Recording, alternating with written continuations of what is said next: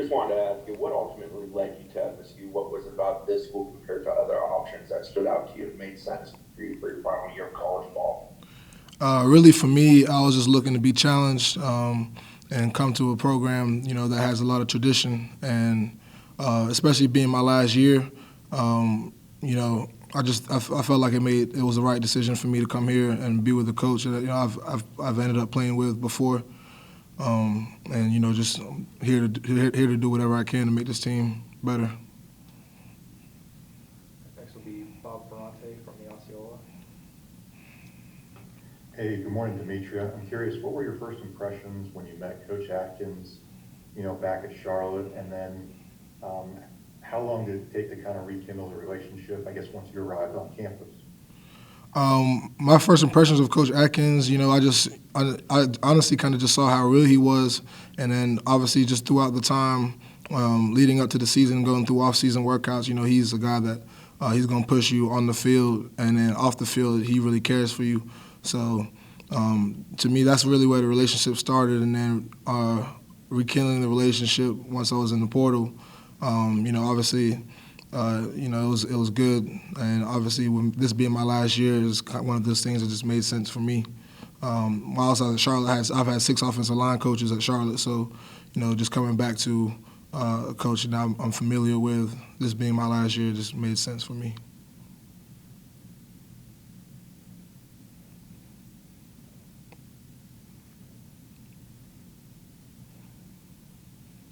Next will be Matt Marshall from the Orlando Sentinel. Dimitri, I wanted to ask, was there anyone, currently on the roster that you spoke with, any of the other offensive linemen maybe that reached out to you, or you reached out to them to maybe get some thoughts about going to Florida State? Yeah, so I spoke to Devontae Love Taylor when I just a little bit early in the process of the transfer portal, just because he's a guy that came from Conference USA and made the transition to ACC, and obviously was playing here. So that was just definitely a guy that I wanted to reach bases with, and I was really probably the main person I reached out to.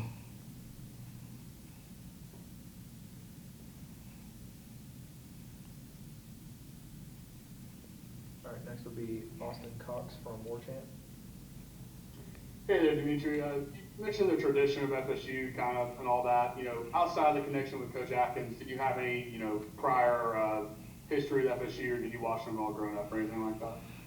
I used to just watch on TV. I mean, obviously, Florida State is a program that's been winning for a long time, and so just naturally you see it on TV. I wasn't too familiar with a lot of the stuff that goes on here, but when you just come to Florida State campus and you just get the feel, they love football here, and it's a lot of tradition. There's been a lot of great players that have played here and gone to NFL and done a lot of good things after the NFL too, and come back, and that's honestly just you just see the family type of vibe it is here. So that's obviously something that attracted me to Florida State. We'll go back to Chris Nee from Knowles 247. With having so much experience on the offensive line, is there a spot you prefer over another as far as where you line up? Honestly, there's not really a spot I prefer. I love offensive line. I think it's honestly a skill. It's a craft. And I really love playing any position, so I don't really have a preference. Wherever I need to be to help the team win is where I'm going to probably play at.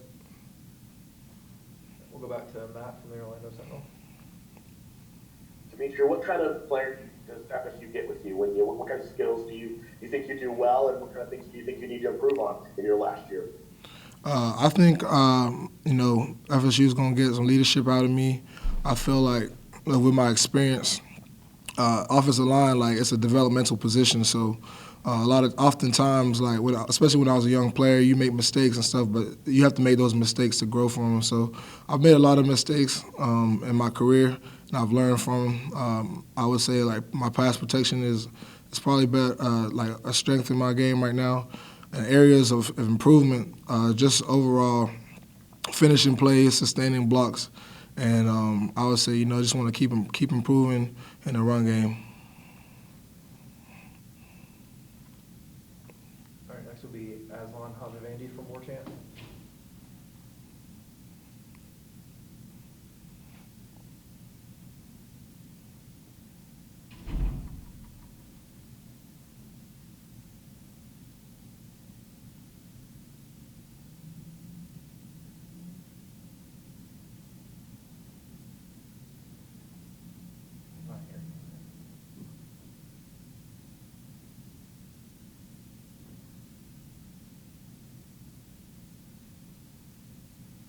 try Avalon again.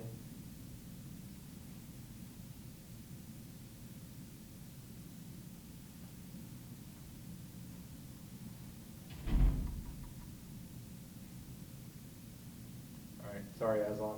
We'll go back to Matt. Dimitri, you mentioned this a little bit earlier in the comments. You've had 6 different offensive line coaches during your time in college. What's that been like for you? I mean, it's a lot of transition for a player to go through his career. What kind of maybe kept you on course, kept you to move forward with that? We get that kind of transition. I mean, honestly, it's just the business of college football. When I was a young player, I didn't really understand, why coaches would come in and just leave. But at the end of the day, they have a job to do, and obviously they have goals and aspirations themselves. So it was definitely challenging early in my career, but it was something that I got adjusted to, and I was able to adapt and honestly just take pieces of my game from each one of those coaches. So at first it was definitely a transition, but I got used to it after probably the 3rd time it happened. So I love all the coaches I had the chance to play for, and they've all been good coaches to me and taught me a lot of good things about the game. So I think it's honestly been a blessing for me because I've been able to adapt and learn to each teaching style, different techniques that each coach provides, and add that to my game.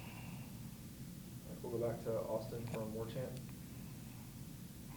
You're a guy that's started a lot of games in college. What can that kind of do when you bring that experience versus guys that haven't, started games and played as much coming out of high school?